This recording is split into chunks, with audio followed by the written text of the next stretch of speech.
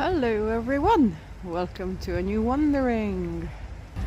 Today I am back in the beautiful town of Maidstone in the heart of Kent, and I have returned here because I wanted to visit again Maidstone Museum. I visited here for the first time about half a year ago, and to my great delight I have found this gorgeous building which used to be Chillington Manor. There's some renovation going on there, and also discovered that it's not just an insy-wincy insignificant museum in a small town, but it is an absolutely wonderful one. There's so much to see and I didn't get to explore it all, so that's why I have returned to try and see more or less everything. There's some gargoyle up on the top, but I can't really see them properly or show them to you. Well, maybe that one shows better. I think it might be a griffin. Now, before we go in, I'll just briefly tell you a little bit about Chillington Manor. As you can see by the size of it, it was a grand Elizabethan manor which was completed around 1577, and it is one of the oldest surviving buildings in this county town. Originally it was a private residence, and as most things, the manor went through centuries of domestic use before becoming something entirely new for the public in 1858. And that year, a local doctor and antiquarian called Thomas Charles bequeathed his art collection and his antiquities to the borough, and the council bought this house to create what was then called the Charles Museum. And it is one of the earliest local authority museums in the UK. So that's a fun fact I didn't know. Now, over the decades, the building was extended to house the museum's expanding collections, with new wings added in the late Victorian era and further galleries built in the 20th and 21st centuries. And today, Maidstone Museum, I believe it combines historic architecture with some extraordinary collections spanning human history, natural history, fine art, and beyond. And let's go see some of it. Okay, I just hopped across the road so I can show you the building better. You can see the size of it, and you can see the newer extensions. The entrance is there around the corner, so let's go. Just across the entrance there is this statue of a tiny iguanodon. Now, this one has a completely interesting story of its own, which I have shared in previous videos, so if you're curious, there's a larger iguanodon statue by one of the train stations, and if you're curious about the story, make sure you check out my earlier Maidstone videos. Just quickly showing you some of the newer parts of the museum. And there's the entrance. And I'm in. There's a huge plastic version of it, of the Iggy. Now, today I'm gonna try and show you the things I've not seen before, but I will revisit a few bits I really liked last time. I have not seen this. This is the Queen's Own Royal West Kent Regimental Museum. Let's see it. There's a section about the prisoners of war, and it's quite interesting, and I found a story about Captain Philip Scott Martin, who was an officer during both World Wars, but he was captured during the second one. And here are some items he made whilst he was a prisoner. They're all tiny miniatures. It might not seem like it on the screen, but they're really, really small. Like that little tool set, they are just less than 2 centimeters in length. There you go. They were resourceful and used everything, like he melted down his toothpaste tube and other bits so he can just craft things because they were bored. Kohima in India.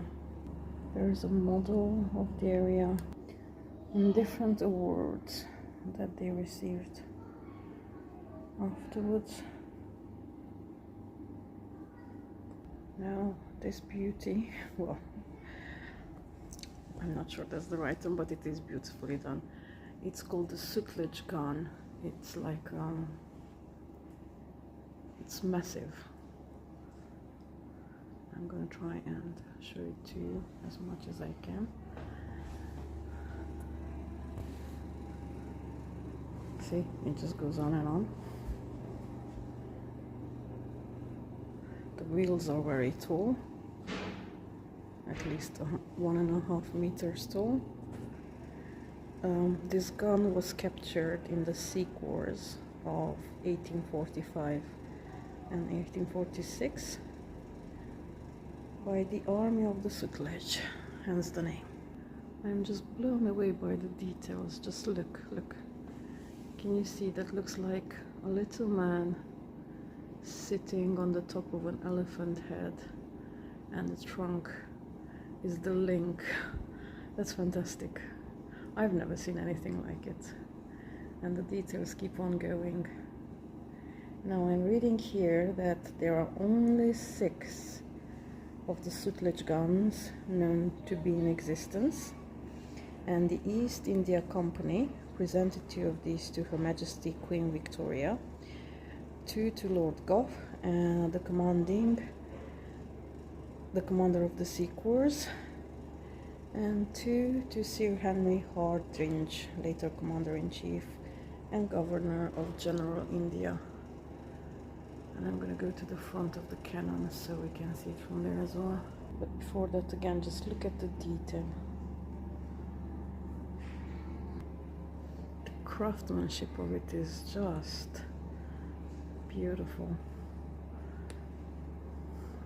It's kind of like contradiction saying that a gun is beautiful, because it brings death, but just look at it. You know what I mean, I'm sure.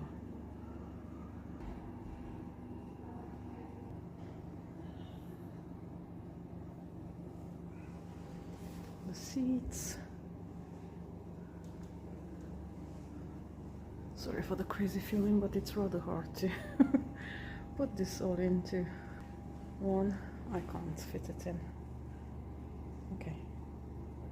There is a commemorative cross of the 4th Battalion with the names of those who perished inscribed on it.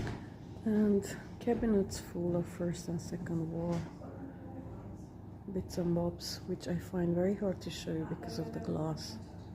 Now, I just spotted this model of a dog and I was wondering what is his story, and I found out his name was Bob, and he was a very special dog who was the first dog to be awarded the Dickin Medal, which is the Animals Victoria Cross, for his service in the 6th Battalion in Africa. That is the original color of Bob, and those are his medals. He was doing patrol work and stuff, and there you go. He's gone down in history. And I found some really beautiful pin cushions which were decorated by the women whose relatives were serving in the West Kent Regiment. And just look at the detail. They're absolutely beautiful. And just next to the pin cushions, I spotted something else that's very interesting. I've heard of this, but I've actually never seen them. This one, which is item 20, is Princess Mary's gift box in 1914. Let me zoom on there. The 17-year-old Princess Mary started a fund to provide a gift from the nation to everyone serving overseas on Christmas Day. And as most at the time were smokers, they received a box containing a pipe, a lighter, and an ounce of tobacco, and 20 cigarettes in this distinctive yellow monogrammed wrapper. And the non-smokers and the boys received a bullet pencil, and a packet of sweets. Now that's interesting. Now here's two other interesting artifacts I found. You can see they're horses' hooves, and they're not anything, they're something quite special. Sorry, modeling up. They are silver mounted hooves of Johnny, the pony ridden by Lieutenant Colonel Ward Oldham, who commanded the 2nd and 20th London Regiment during World War I. And one of the hooves was turned into an inkstand and the other one into a matchbox holder. And I think, though to some degree a bit gruesome, it is a nice way to keep the memory of the pony that helped him. Now there's a whole wall of medals and officers' uniforms. I'm only showing a few.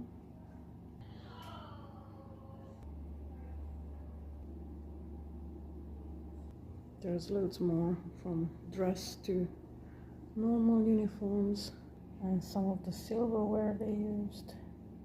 Showing you one more of some of the medals, and you can see on the left, the one with the purple ribbon is the Victoria Cross, which is the highest honor Britain can award for valor in the face of the enemy. Okay, there's much more, and I'm gonna go down, but I just wanted to include this fireplace because I want to also concentrate on the bits of this beautiful manor, and that is part of it.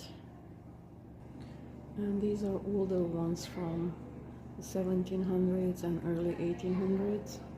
And this big thing is called a shackle plate, and it's an example of the militia helmet plate they used to wear, like that one, but again, reflections. Lots more things, including some of the ceremonial drums and stuff. I have found something else that's interesting. This thing, can you see? It's a gourd water bottle, and it belonged to General Sir Charles Napier. And don't know if I can show it to you, but in ink, his name was inscribed on it. 1810 or 1813. That's so cool. And that's a snuff box. Now, something else that I find interesting is this pair of horns. They were containing powder, and these ones, can I see? No, they're turned the wrong way. It supposedly has the Sphinx and Egypt somewhere, and they are dating from the time of the Crimean War. I found a rather large and ornate musket. I'm going to try and show it to you bit by bit. Now, this has a story which says that apparently it was lost and then recaptured from Afghan tribesmen by the Malakand Field Force in 1897. And it keeps going. What a story. And here's a handwritten book of the Commands Manual from 1901. And this is a cricket bat that was used in India from 1923 till 1937 by the 1st Battalion. There's some ammunition belts and daggers and sheets. They look Arabic in style to me. And I just read that after the end of the World War II, it wasn't the end of the deployment for the regiment and the 1st Battalion, They were sent to Malaya between 51 and 54. So these bits are from there. This crescent sheath was presented to the Duchess of Kent by the people of Malacca in Malaya in 52. And this one underneath was found in the jungle during a patrol. And underneath it, it's an even more interesting thing. This is a case of poison arrows. And the interesting thing is that the arrows after 50 years are still active. Now imagine the strength of that poison. And I think I'll leave it to that from this room. I hope that I managed to show you some tantalizing bits from the what is it called, the Royal Kent West Regiment. Again, I wasn't sure what to expect, and I found loads of interesting bits, many that I have not included because then it would take a very long time, and I don't want to spoil it all. If you have the opportunity to come and visit, I recommend that you do. Right, I'm just gonna include this so we have a better understanding of what we got to see, and I'm gonna move on to the next bit. Right, so just came out from there, and the next room is just right. Right, I just waited for the others to leave. Now this is the Great Hall of the manor, and it is great indeed. Wow. Okay, I need to have a spin around and decide where to look first. Portrait of a lady, and then some dogs are eating a cow's head. Another portrait of a lady. There's no inscriptions of who made them or who do they depict. Right, there are some beautiful cabinets and more portraits of somber looking gentleman over there.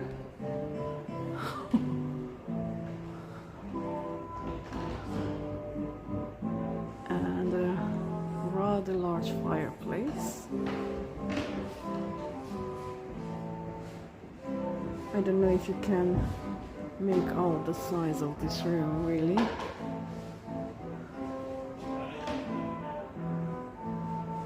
There's a very large coffer there, some statuettes, and a large painting where a lot is happening. You can just pause and have a look. Now I would really like to know the story, but I looked around and there's not a word about that painting. Apologies, I did find a tiny thing. So this is depicting the Queen of Sheba visiting King Solomon. Not quite the right skin tones in my opinion, but never mind. It's a beautiful painting attributed to Vignon from the mid-16th century. More furniture, and here is a portrait of a very Elizabethan time looking lady. And you have a model of Chillington Manor before all the extra additions. I can't really show it better than this because of the glass, but you get the gist. I returned here because I just noticed that there's beautiful scenes on it, and there's only an inscription saying that it's from the early 17th century, and it's depicting allegorical classic and eastern scenes. And they used to store clothes and valuables in it. It is very large, like you can fit many people inside this chest. But this is pretty cool. Now this place is like a maze. You can see there's a door leading that way, but I have decided to go this way because there's some very interesting bits we can see here. Oh, I've definitely not been on this side. There's another staircase and loads of portraits and landscapes going all the way up. I'll go up that way later. But now let's go see the people of ancient Egypt and Greece. Right.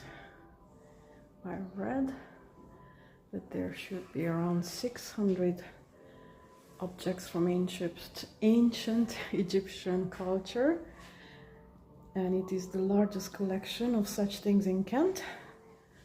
There's even a mummy. Here is Dr. Thomas Charles, I mentioned at the beginning of my video, and it's thanks to him that a lot of this still exists today. Okay, the glass is my enemy yet again. I think they will be alternating between Egyptian bits and Greek ones. Looks like it to me. Oopsie. Okay, this little one is a Cypriot Bronze Age oil jar. And still from Cyprus, it's a terracotta horse. And it so happens that my holiday was in Cyprus last year. And I got to see some of these and its siblings in the museums there. So make sure you check those videos out. And some little pots. And another horse, and this one has wheels. This is later from the Roman Greek times. Stirrup jar and flask and some aribaloi. Now the original shape came from Egypt, and these were used to store perfumes and oils. And here we have some of the mummy idols. How can I show them to you? Or Shaktis.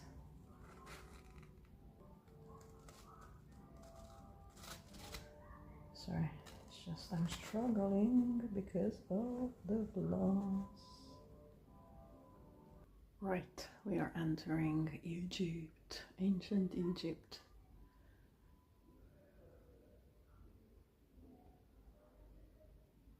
Some everyday items like the oil lamps and household idols and jars and pots, and of course loads and loads of jewelry. Now I just spotted there a little scarab amulet. I hope you can see it, but it is the typical representation of the Egyptian things as we still know them today.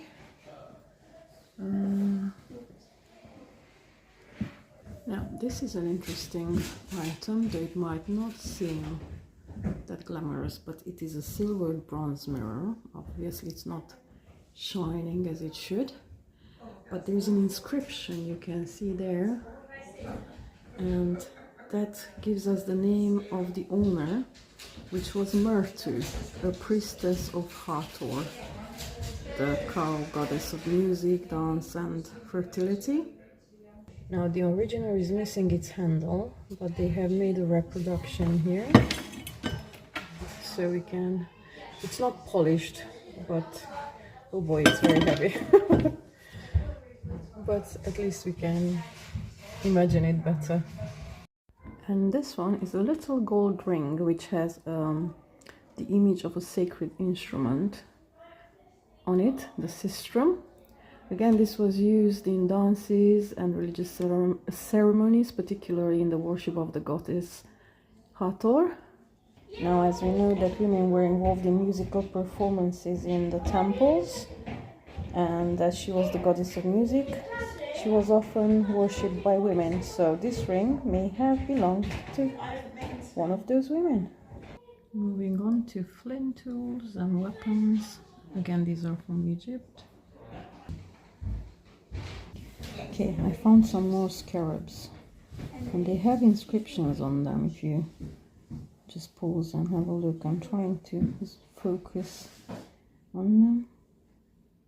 Look at that. I don't know. And that's a rolled up papyrus roll with inscriptions about everyday life. And I think I'm slowly arriving to the mummies. This one is of a bird, small crocodile. We know that the Egyptians mummified animals as well, not only humans. Another crocodile paw. And on the top, those are cat or dog heads. Different amulets used for protection.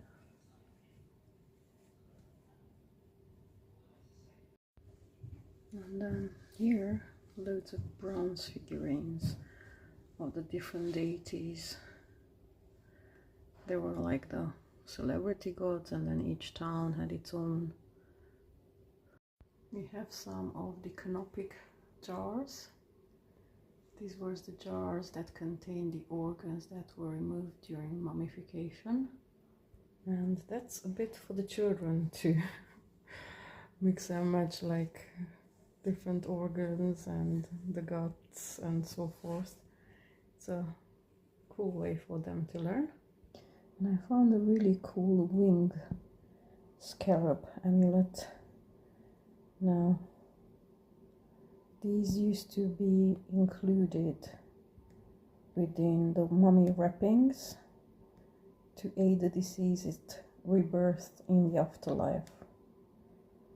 Interesting. There's loads more, but I am struggling to film through the glass. And that is a coffin mask, which would have covered the area of the head on a coffin. It's a carved stone tablet or a funerary stela. And this one is a mummified human fetus, obviously a miscarriage, but they treated it with the same respect as a normal, fully grown human or child would been dealt with. And there's loads and loads of shoptis here now. Most of you will know that the ancient Egyptians believed that death was not the end of a person's life, but a gateway to a different one, the afterlife. And they took the food and possessions they needed into their tomb, but they worried that they might have to work in the afterlife. And to avoid this, they also took these human figurines, which were called, as I said, the shoptis, to take their place and do the work. No, how clever is that? They're really cool. Now, this is interesting. This is all known from the British Museum, and it's called the Soul House. And it is thought that the soul houses were placed into tombs to represent the dwelling for the spirit of the dead, which they call the Ka. And these models, which were quite often cruelly made out of clay, give us an idea of what typical Egyptian houses looked like. And this is pretty cool because look, you can see here in the front, it's like an offering table with a spout that you could pour liquids for the offerings and they could pour away. Then there's representations of loaves of bread and meat and storage pots. Quite cool, don't you think? And we have arrived to the celebrity mummy of Kent. I read that this is the only adult Egyptian mummy in Kent that's left. It is a lady. She was called Takush, and it's about 2,700-year-old mummy. On the top is the lid of the coffin, and then down here we have the bottom part with her within her. I don't want to show close-ups because I'm gonna try and zoom on some of the hieroglyphs. Now they did CT scans and all sorts, and you can look at the videos in the previous room to understand more about her. One thing that's known is that she did not have very good teeth, but the cause of death is unknown. She probably lived up to her 50s, which is quite a late age at that time in Egypt. And she was wealthy enough to be embalmed and have a beautiful coffin, but there's not a lot much known about her. It is thought that she arrived to England in the 1820s, and that's how they started to look into her story. I think that is sort of a reconstruction of what she might have looked like. Now, before I leave this section, I just wanted to show you more of another papyrus inscribed. This is from the Book of the Dead, which was a collection of religious and magical texts, which they usually buried with the deceased. And correction, it's not papyrus, it's linen this time. And a little bronze figurine of Osiris. Just including some more scenes. Okay, I'm back in the Great Hall, and this time I'm gonna take the other door. Let's see where that leads. Right, it leads to another staircase. And an in-between hall. I'm just staring at the ceiling. I need to figure out what's what. Another large fireplace.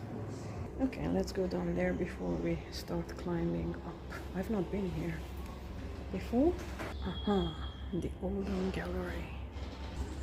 Okay, it looks like there's quite a lot to see here, and I'm just gonna pick a couple of random objects I find most interesting to show you.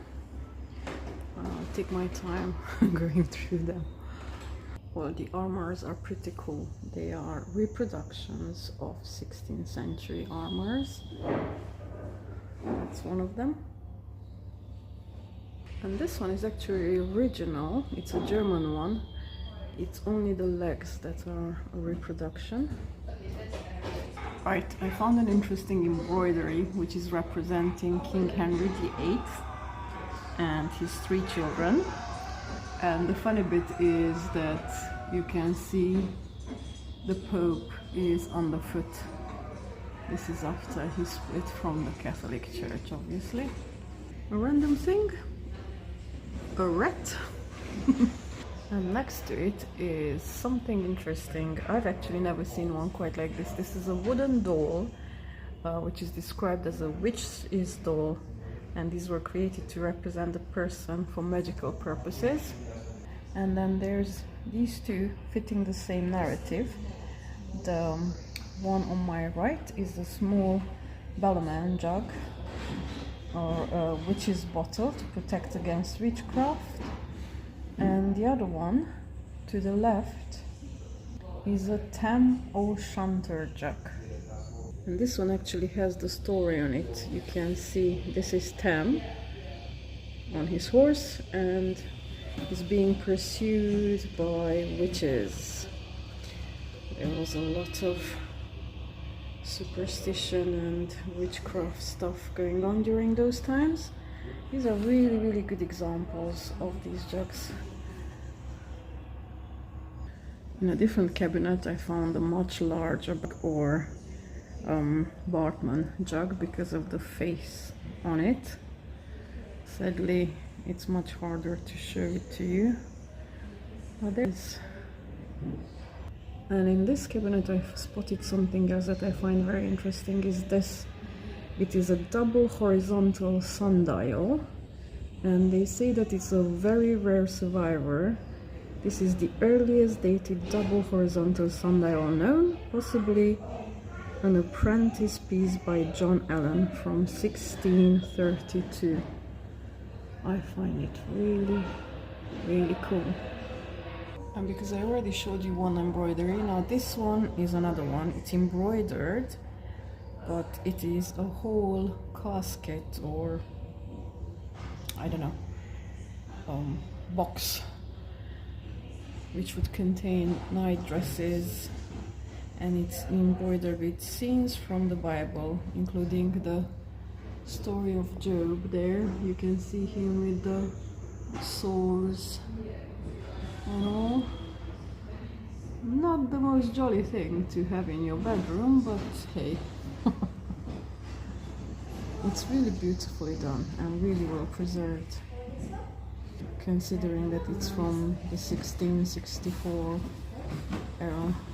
Now that's a cabinet dedicated to paper making, because Maidstone was one of the most important centers of paper making, and I did talk about it again, I think, in one of my Maidstone videos. Section about them making wine, beer, spirits, and so forth.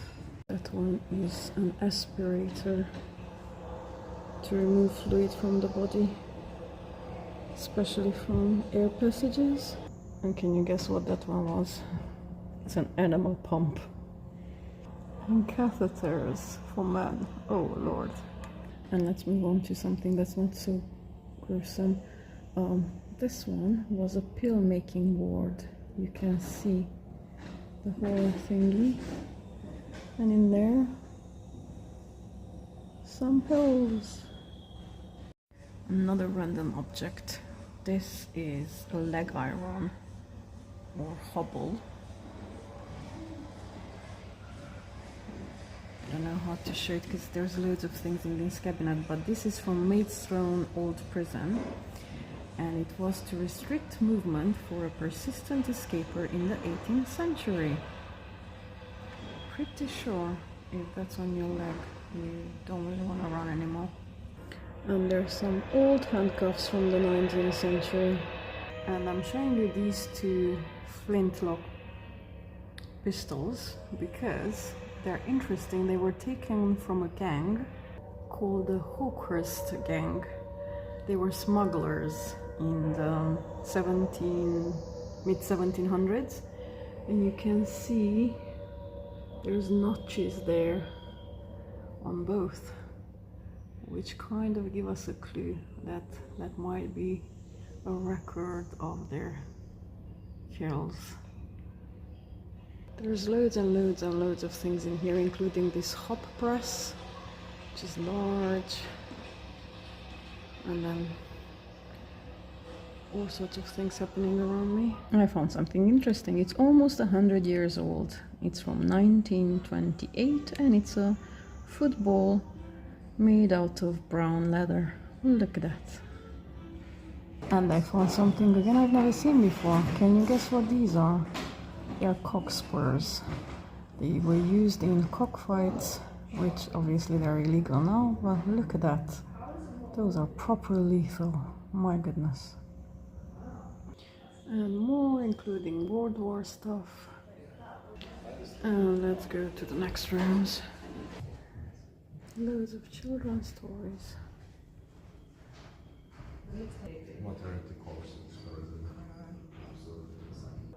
And fashion. All of these things belong to Doreen Lady Brabourne, including that tiara. And that's a portrait, but I can't show you the whole thingy because of the reflections. Children and maternity wear. Oh my goodness, even then you had to put a corset on. Oh, poor women. That's a very ornate half cape sort of thing. Are we going back in time? Yeah, maybe because I came from the wrong direction. Oh, more and more. The more I go, the more I see. And that's from the 1850s. I quite like that dress for that time period. It's pretty. And I found the dragonfly hairpin from the 1800s. And a pretty small tiara with wine leaves and enamel and glass beads. That's pretty. And more. Well, I can't really show them to you properly, but there's a lot to see. Moving on to the 50s, I think, 60s. And I think that's it. I'm not that interested in these fashion bits, but I was still curious. And then there is a very spiral staircase taking us up. Let's go there. Wait. Oh, we can see the dressing room bits from up here. That looks pretty cool. And I think I landed into prehistory and dinosaurs. And I think this is where I had to end my first visit to Maidstone Museum. So I have showed you some of the bits from here. I'm just gonna go and have a look again for myself. Oh yeah, I remember these. Make sure you check out that video. Okay, I'm just stopping to show these two beautiful ammonites. They are some of my favorite fossils. And last year, for the first time in my life, I found some. Not this beautiful, only some fragments. I joined a Cretaceous expedition of fossil hunting by the Folkestone coast, and it was quite an experience. And of course there's a video about that, so if you're curious you can have a look at that as well. Just one more fossil from here. This is a beautiful bivalve, and again I found two bivalve fragments, different ones than this, and these are now my proud memories of my fossil hunting. I'm absolutely sure I have not included these. These are plant fossils, as you can quite evidently see, different ones from ferns, and these were all discovered here in Kent.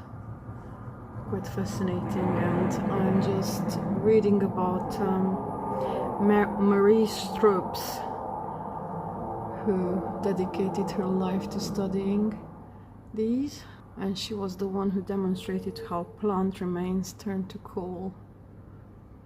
And that piece there is a bark fossil. These are all so cool. Now, besides that, where I came from, where you could see the fossils and dinosaur reconstructions, there's loads more dedicated to natural history. I have showed you this, so I'm not gonna do a repeat. Just mentioning it for those who have not seen part one. Okay, and I am now yet in another great hall-like looking room. I remember this one again from last time. Absolutely beautiful. I am absolutely fascinated by this room. There's loads of interesting bits. Again, I've showed those in the previous videos, so I'm not doing a repeat. You might see a Christmas tree in the background. It's because I'm filming at that time. But you will get to see the video months later, after Christmas. Just trying to remember, did I go this way? Oh yeah, it's where I wanted to end up actually. Because when I first came here, I have never heard of Julius Brenchley before. And I have discovered him here. And this is a gallery dedicated to him and his finds and his work. He's called the Gentleman Explorer for good reason. I'll tell you a little bit more. It's him. He was born here in Maidstone in 1816. That's one of his notebooks and his handwriting. He wrote extensively.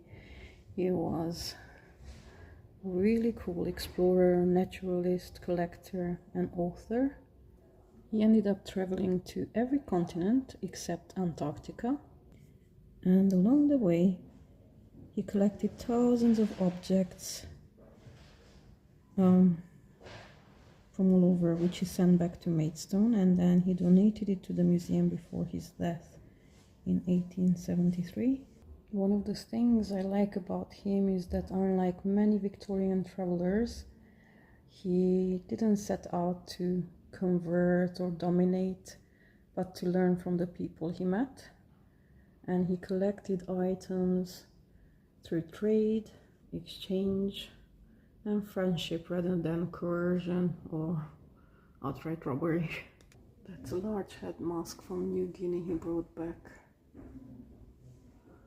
I have decided to make a separate video only about him, his life and legacy, and the many objects he brought back. That's still a project under construction, if you will. It's gonna take me a while to do proper research and put together a good video, but I believe he deserves it. I've said it before, I think, and I'm saying it again, that he's definitely one of those characters I would have loved to have met, but a lot is left for us to still find out through his writings and the legacy he left behind. Alright, this part I have seen last time. There's loads of paintings. I have showed a few of them to you. When I was here last time, they're always housing some temporary exhibitions, and there was one about the Titanic, which is usually through that room. And now there was a different one, but it is closed because I am past December the 13th. And I think that's it for now, because again, I don't want to do a repeat of the other things I've showed you before. Now, as I said before, I found Maidstone Museum to be much larger and much more interesting in every possible way than I thought it will be. And I think it's more than a repository of artifacts. It's pretty much like an experience of exploration. We can go from the ancient world of Egypt that we've got to see today a bit, to medieval Kent, Japanese art, I've shown it the first part, to the diversity of natural history, again in the first part. And it's all inside the welcoming walls of this beautiful historic manor. I hope you enjoyed this second part, and unless I find something else interesting when I go downstairs again, I think I will end the video here.